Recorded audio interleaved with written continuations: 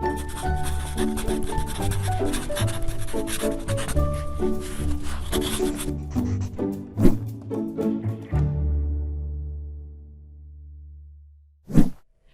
I'm Sarah Fry. Welcome to PaTTAnpod.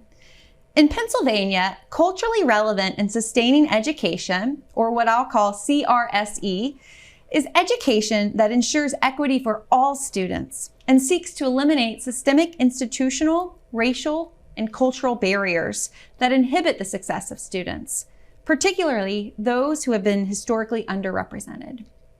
There's a lot to explore and learn about in covering CRSE, but on today's episode, we're going to focus on one specific element with a special guest. Today's episode is all about social justice practices implemented in school and programs.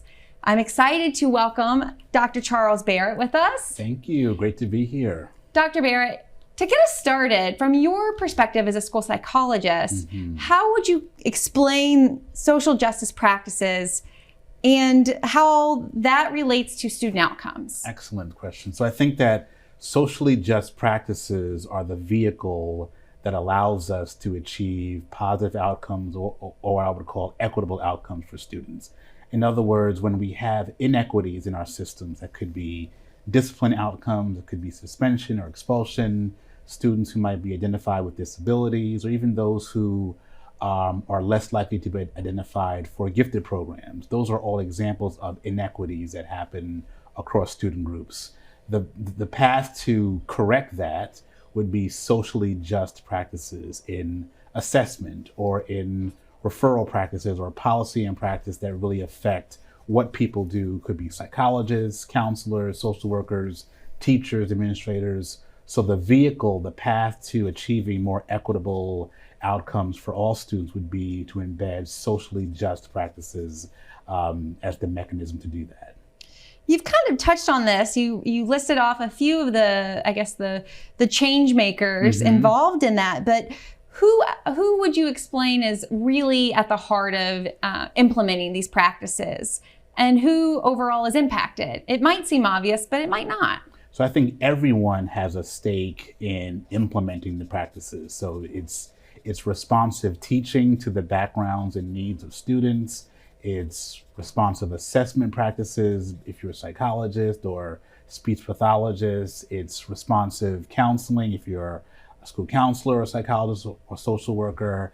I think it's administrators, so those who are responsible for setting policy. So your school board members, your senior staff in central office, even at the building level, for really holding people accountable for what they're doing. So I think everyone has a role to play in different ways, but ultimately students are the ones who are impacted by what we do as adults. Families are impacted as well.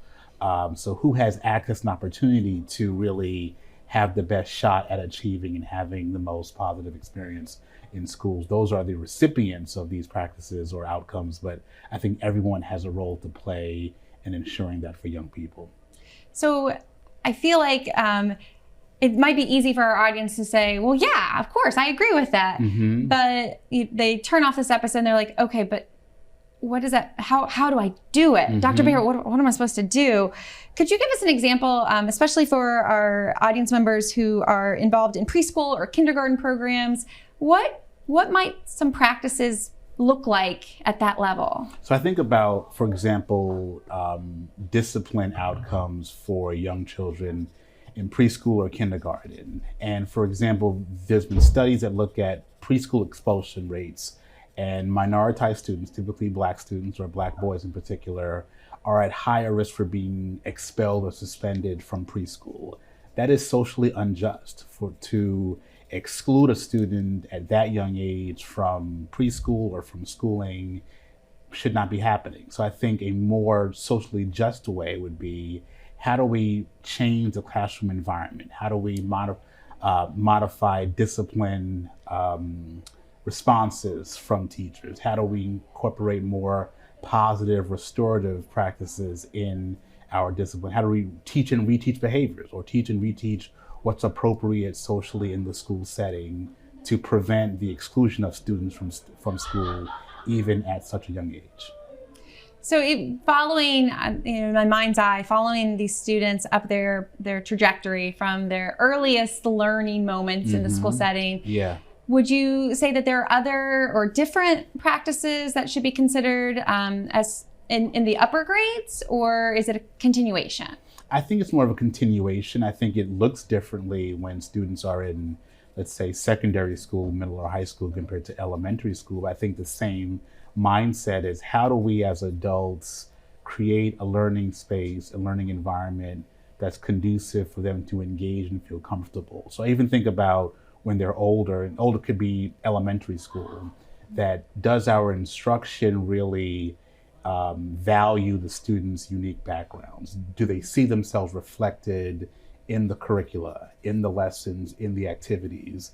That is one example or one way to be culturally responsive in our instruction. So we're using, or leveraging, I should say, leveraging student background to provide them more access in a meaningful way to what we want them to learn. There are different ways to teach any type of content, but how do we really make it engaging, exciting, meaningful to students? That might look differently in school A versus school B, depending on who your students are. So I do think that that principle of making the learning environment conducive, safe, welcoming, affirming for all students is a broad principle, but how that looks in different ages could be different. So if educators are excited and they're going to get started, how can they prepare themselves to implement some practices in their daily work? Do you have any advice or tips? I think the first thing is getting to know who your students are and what their experiences have been. For 13 years, I served schools with students from backgrounds that were primarily from Central America. So Honduras, Guatemala, El Salvador. If I was a teacher there, I would have to learn about the cultures of my students. What were their native holidays, for example, or what were the practices that their families or they might have experienced in those countries? And how do I incorporate that into my own learning? How do I use examples from their own lived experiences to make things come alive in my classroom? So I think the first place to start is always having a handle on who your students are and how can I meet their needs most effectively. Dr. Barrett, you have spent years in the classroom and as a school psychologist. I'm wondering, specifically with school psychologists, how can school psychologists be a catalyst, or if we have those folks in our audience who really are passionate but aren't sure of how to kind of lead the charge within their school or community to become more involved in CRSE, what ideas do you have for those folks? So I think school psychologists or school psychology as a discipline is uniquely positioned in schools to really understand psychology, understand children, understand education. So we might not be teachers, but we spend time in school settings to understand the school culture or the dynamic of what makes the school go.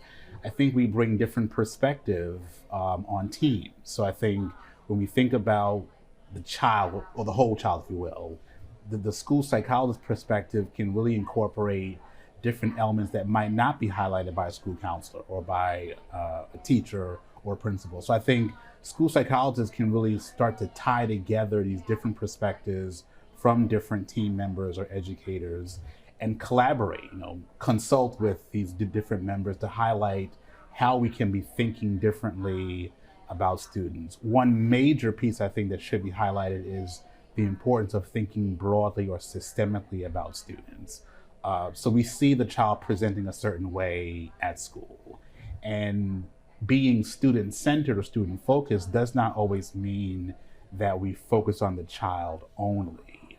It means we think broadly about what else could be happening around this child, around this student that needs to be addressed. So is it trauma from community violence? Is it something going on with, again, discipline, practice, and policy that's not really fair to the student? Is the child not being instructed in the most effective way, not because of bad or poor teachers, but maybe it could be a mismatch between the child's background and effective curricula? So I think school psychologists have experience, have training in a number of disciplines or aspects that affect child development, child functioning, And we can bring those skills to bear as we consult and collaborate with other team members in a school setting. I really like what you said in that, the fact that we can be so focused on supporting and improving outcomes for a specific child that we kind of lose sight of everything else around the child. Sure. And even in casual conversation before we sat down together today, you said something to the point of that it's not always about the child, right? Correct. So my mantra has been for at least the last 4 or 5 years now, it's always about the children. And I believe that. But being about the children is really about thinking systemically. Back to the social justice that we were talking about a few moments ago, I would say that social justice is being as concerned with what's happening around kids as we are concerned about what's happening within them. So I want to talk about their family structure. I want to talk about their community, about their schooling, other things that affect how they function.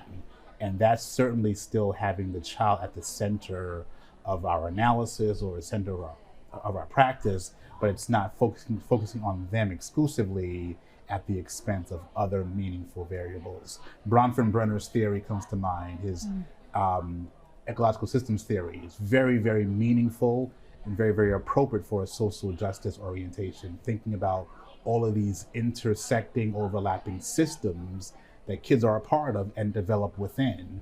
Those things need to be addressed as well. I think school psychologists have the perspective, the skill set, the training, the background to help teams think more broadly and expand our hypotheses about what could be happening. And then that informs intervention, that informs what we should be targeting and addressing to help students ultimately be more successful and have more positive experiences. I just keep coming back to that, and I think it's so powerful, and I hope that resonates with our audience. The fact that we're focusing on student outcomes. We have those goals and that progress in mind, but we do have to draw back from it, like you said, with kind of the microsystem and going larger from the macro system. Is that we can't shut the door of our classroom and just say, like, today is the day we're gonna power through this math. Right.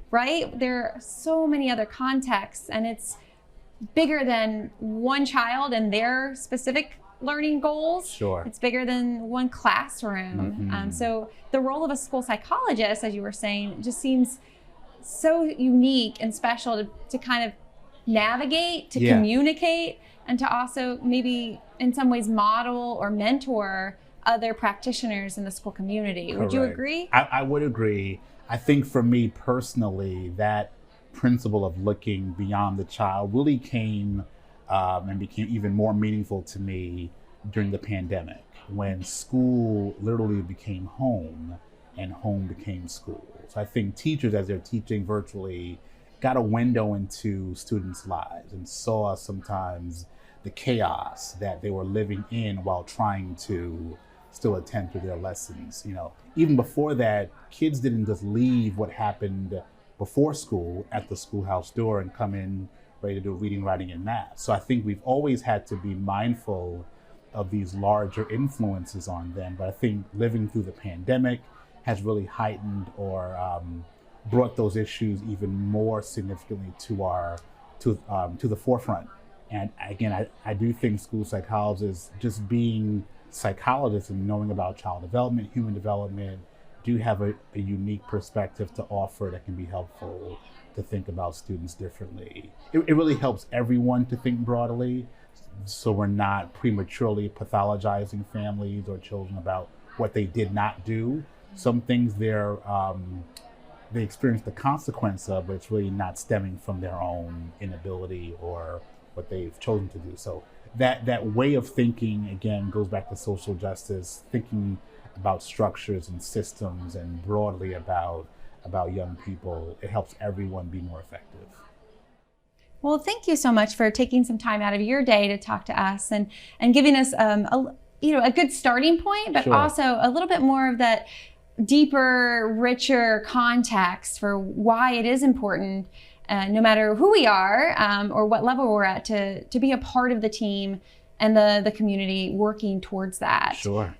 If you are interested in learning more about CRSE in Pennsylvania, or would like to explore more about school psychologists like Dr. Barrett, there are web pages available linked in on our show notes to the PaTTAN website.